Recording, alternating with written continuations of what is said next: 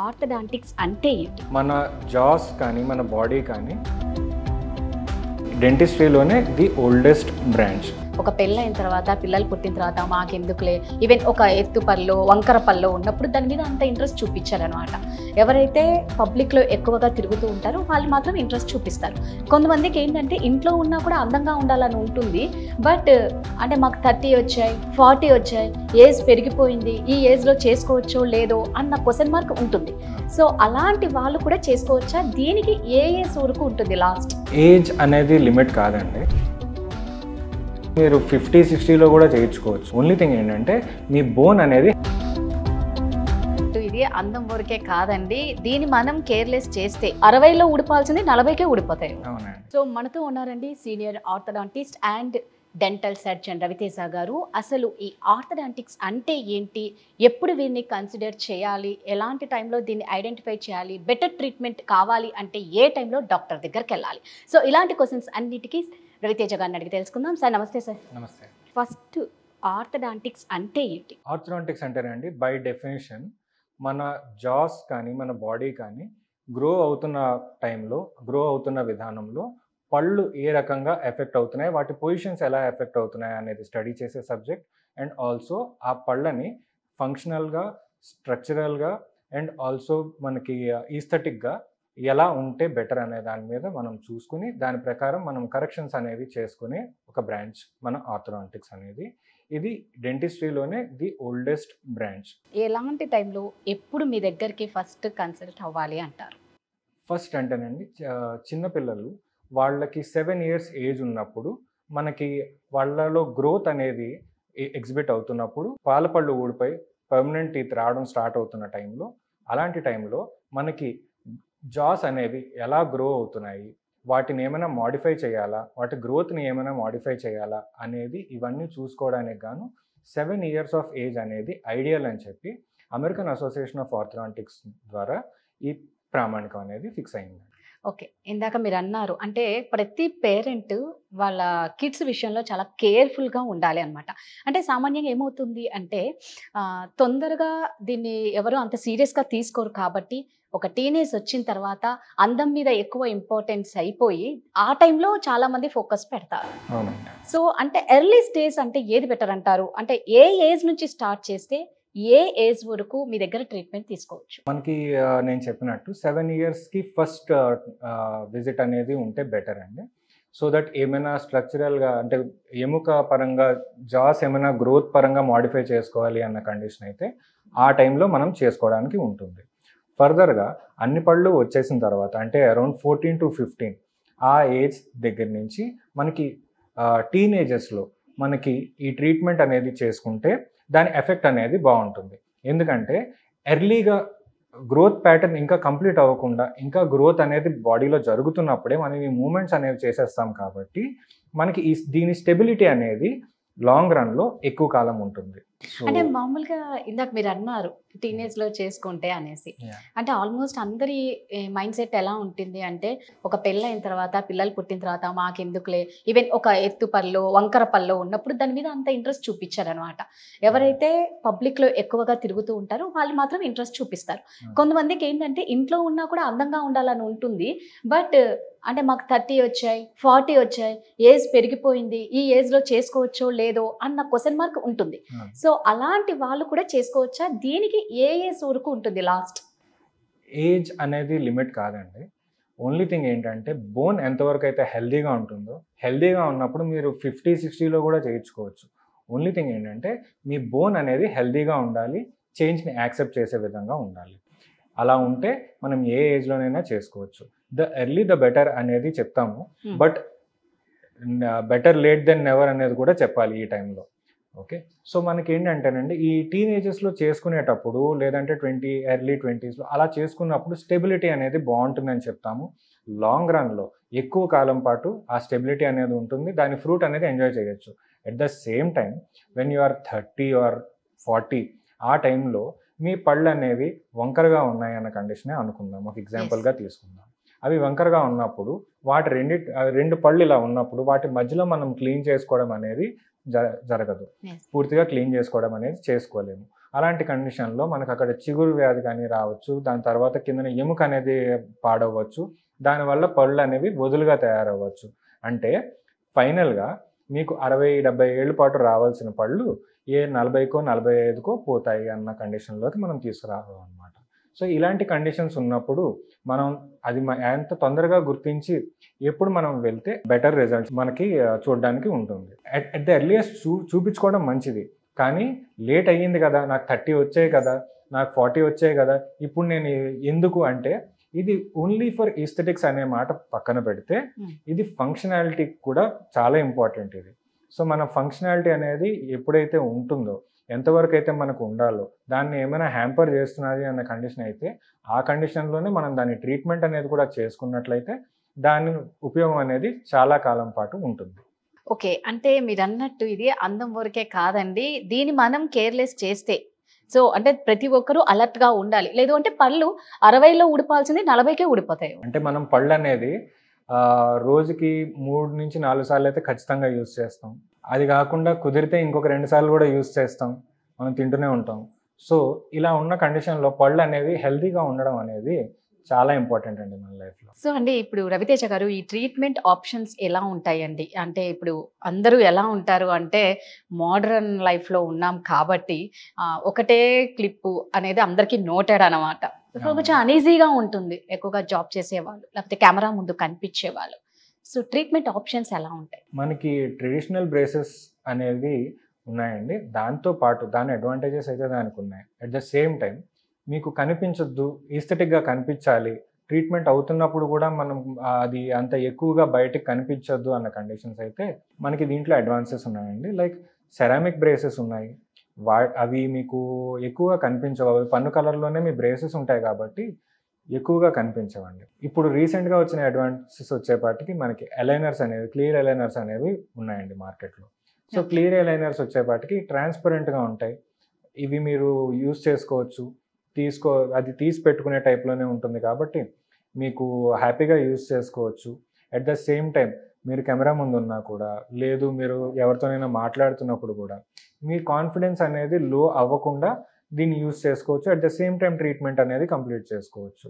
దీనికోసం మీరు ఆఫ్ లాగా తీసుకొని వాటిని, అంటే మనం ఇలా బయటకు వెళ్ళలేము ఈ ట్రెడిషనల్ బ్రేసెస్తో, అలాంటివి ఏమైనా ఉన్న కండిషన్ అయితే aligners would be a better choice అండి.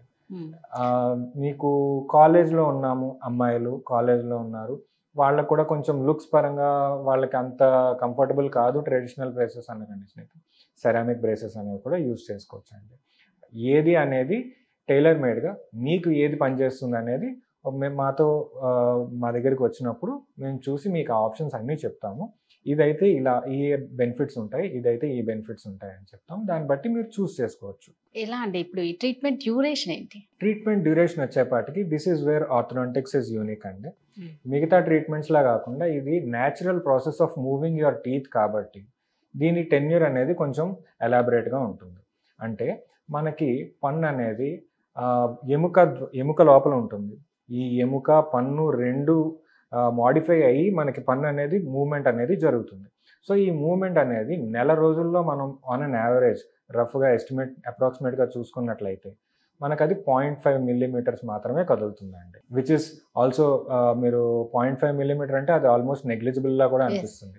But over a period of time, అంటే మనకి లోపల నుంచి చేంజెస్ అన్నీ అవుతూ, ఎముక నుండి చేంజెస్ అవుతూ మీ పన్ను అనేది కదులుతుంది, న్యాచురల్ ప్రాసెస్ కాబట్టి దీనికి ఆ మాత్రం టైం అయితే మనం ఇవ్వాల్సింది ఉంటుంది.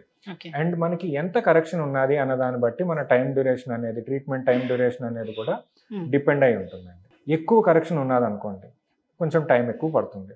రఫ్గా మనం చూడాలి అన్న కండిషన్ అయితే ఒక 1 year నుంచి 2 years వరకు ట్రీట్మెంట్ అనేది జరుగుతుంది. ఓకే, సో డ్యూరేషన్ రెడ్యూస్ అంటే ఇప్పుడు ఉన్న కండిషన్స్లో మనం ఈ పళ్ళని మూవ్ చేసే టైంలో ఒక 1 month 2 months అనేది దాన్ని ఫాస్ట్ ఫార్వర్డ్ చేయొచ్చు. మన దగ్గర కొన్ని టెక్నిక్స్ ఉంటాయి. ఎంఓపి అని చెప్పి, తర్వాత పీజో ఎలక్ట్రిక్ ఇదని చెప్పి, తర్వాత మనకి లో లెవెల్ లేజర్ బీమ్స్ అప్లై చేయడం, పిఆర్పి, ఇలాంటి వాటిని అన్నిటిని యూజ్ చేయడం వల్ల మైల్డ్గా మనము ఈ టూత్ మూవ్మెంట్ అనేది కొంచెం ర్యాపిడ్గా జరుగుతుందండి. సో దట్ మీకు ఒక 1 or 2 months, మేబీ 3 months వరకు మీకు ఆ డిఫరెన్స్ అయితే కనిపిస్తుంది over the period of time. So Raviteja గారు, ప్రతి దాంట్లో అడ్వాంటేజెస్ ఉంటాయి, డిసడ్వాంటేజెస్ ఉంటాయి. మరి ఈ ట్రీట్మెంట్లో ఎలాంటి అడ్వాంటేజెస్ ఉంటాయి, డిసడ్వాంటేజెస్ ఉంటాయి? మనం ఫస్ట్ డిసడ్వాంటేజెస్ మాట్లాడాలి. ఎస్. డిసడ్వాంటేజెస్కి వచ్చేపాటికి I don't call them disadvantages per సే. అంటే మనకి ఫర్ అ బెటర్ ఫ్యూచర్ మనం ఇప్పుడు చేస్తున్న చిన్న సాక్రిఫైస్ అనుకోవచ్చు. ఓకే, దాన్ని మనం డిసడ్వాంటేజ్ అని పిలిచేకన్నా.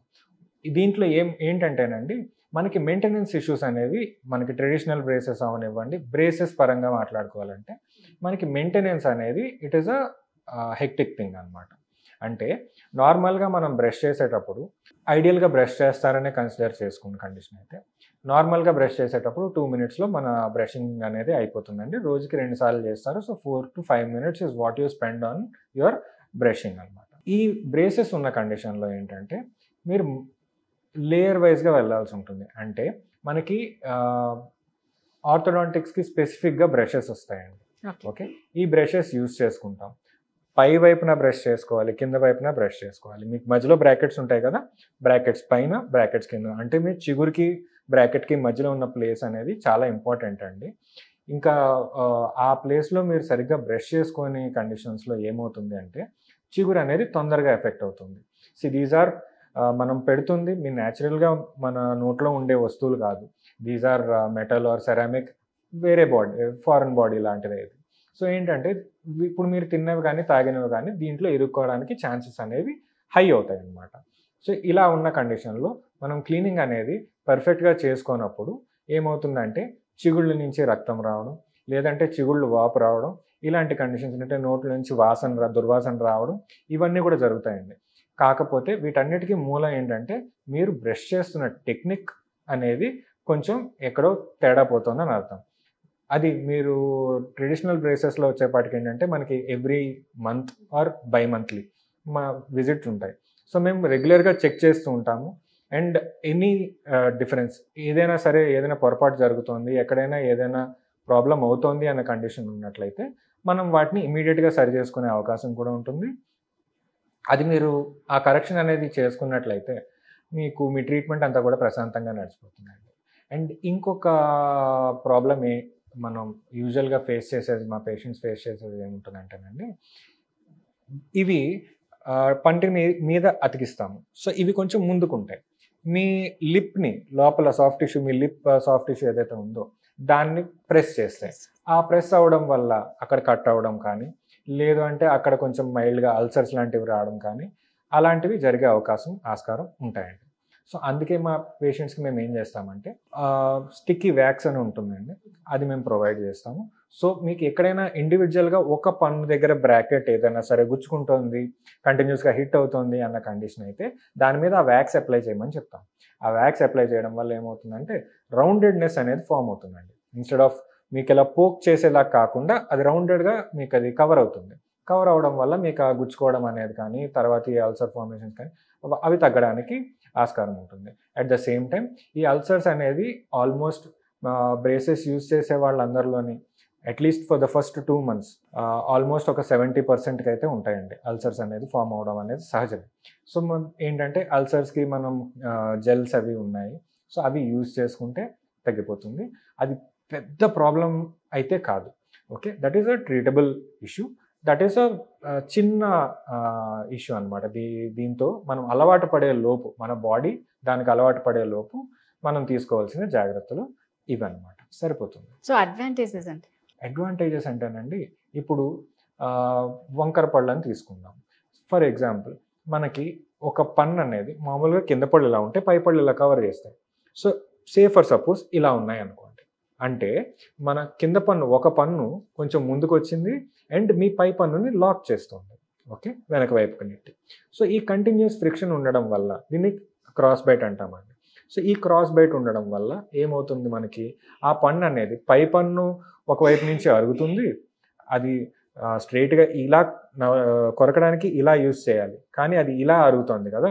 సో ఏమవుతుందంటే ఈ పార్ట్లో ఎనామెల్ అనేది వేర్ ఆఫ్ అయ్యే అవకాశం ఉంటుంది.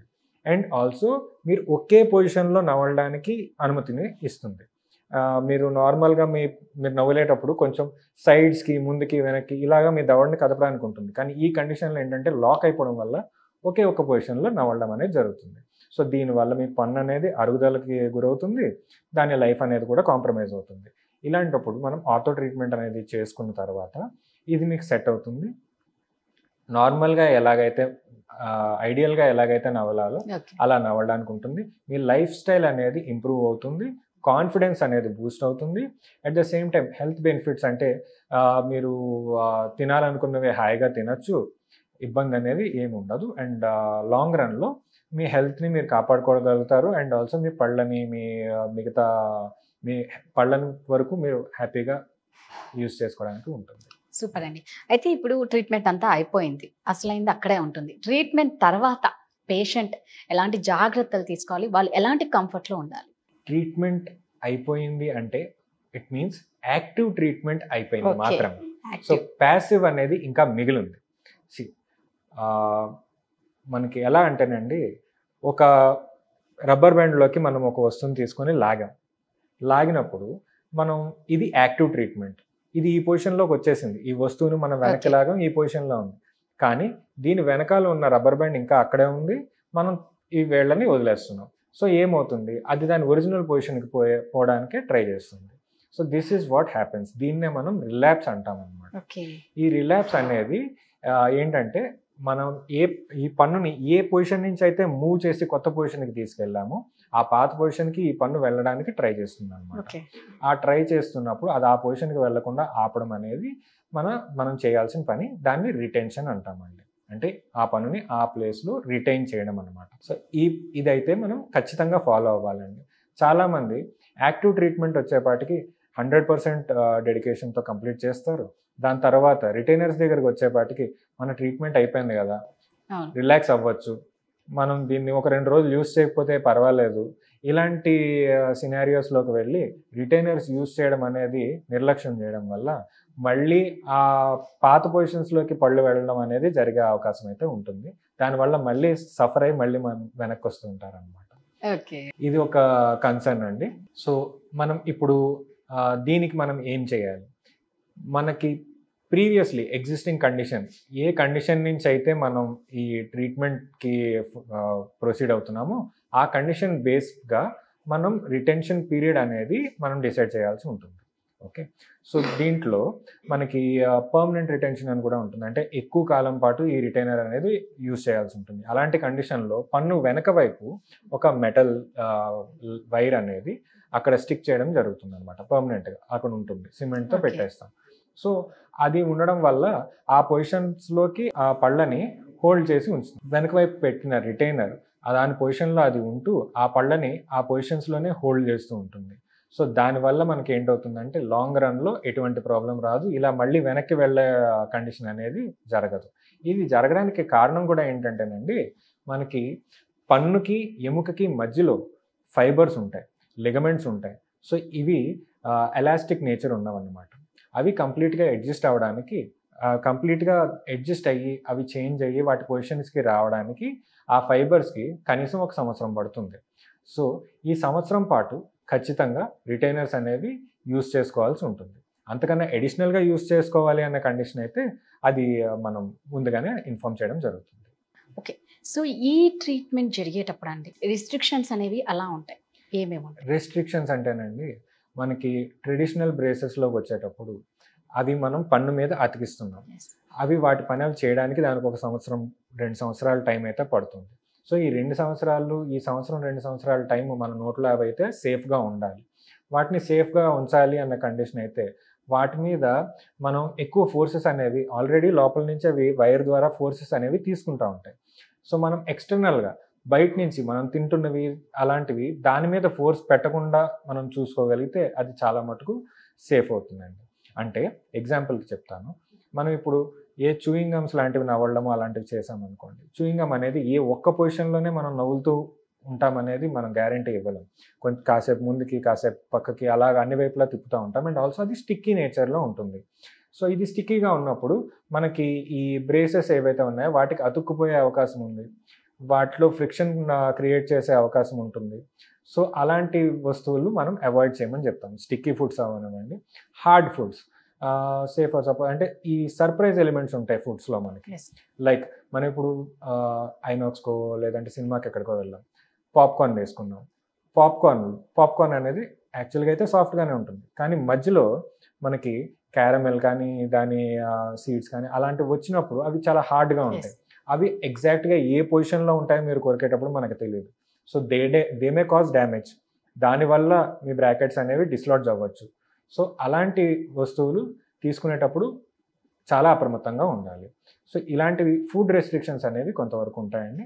At the same time maintenance పరంగా వచ్చేపాటికి కొంచెం ఎక్కువ టైం ఇవ్వాల్సి ఉంటుంది, కొంచెం జాగ్రత్తగా చూసుకోవాల్సిన అవసరం కూడా ఉంది. ఎందుకంటే మీ పళ్ళు అటు ఇటు మనం మూవ్ చేస్తున్నామంటే అవి కదలికలో ఉన్నాయి, అవి మొబైల్గా ఉన్నాయి. సో అవి మొబైల్గా ఉన్నప్పుడు వాటి స్ట్రెంగ్త్ని బట్టి మనం తీసుకునే ఫుడ్ అనేది, మనం నవిలే ఫోర్స్ అనేది, ఇవి కొంతవరకు మనం కంట్రోల్ చేసుకోగలిగితే దట్ వుడ్ బి ఇనఫ్ అండి.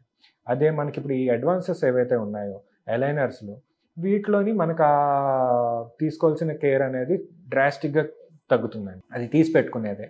సో ఏంటంటే మీరు తినేటప్పుడు తీసేసి హాయిగా మీకు కావాల్సింది తినచ్చు, మళ్ళీ ఒకసారి నోరంతా బాగా పుక్కిలించుకొని రిన్స్ చేసుకుని మళ్ళీ మీ అలైనర్స్ అనేవి మళ్ళీ వెనక్కి మీరు పెట్టేసుకోవచ్చు. సో మీకు ఫుడ్ రెస్ట్రిక్షన్స్ కానీ మెయింటెనెన్స్ రెస్ట్రిక్షన్స్ కానీ చాలా మటుకు తగ్గుతాయి అన్నమాట.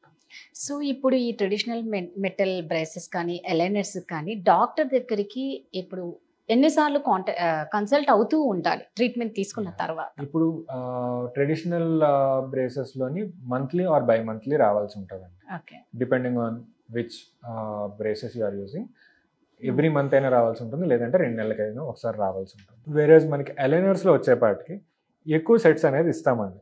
సో మీరు లోకల్గానే ఉన్నారు అనే కండిషన్లో అయితే ఎవ్రీ 3 monthsకి అంటే ఎవ్రీ 6 setsకి ఒకసారి రమ్మని చెప్తాం.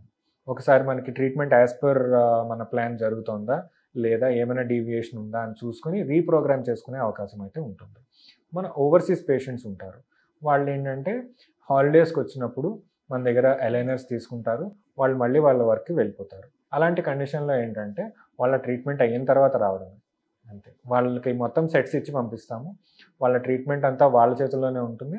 వాళ్ళే రోజు దాన్ని జాగ్రత్తగా రిలీజియస్గా యూజ్ చేసుకోవాల్సి ఉంటుంది, రోజుకు ఒక 22 గంటల పాటు యూజ్ చేయాల్సి ఉంటుంది.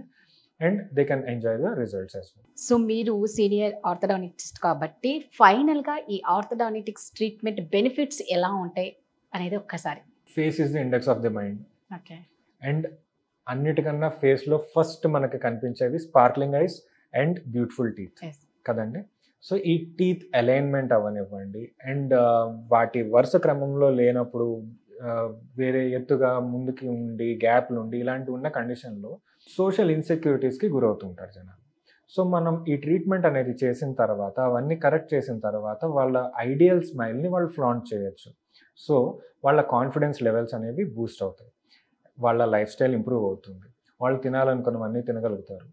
సో వాళ్ళు హ్యాపీగా ఉండగలుగుతారు, వాళ్ళ సోషల్ రెస్ట్రిక్షన్స్ ఏవైతే ఉన్నాయో వాటి నుంచి బయటకు రాగలుగుతారు.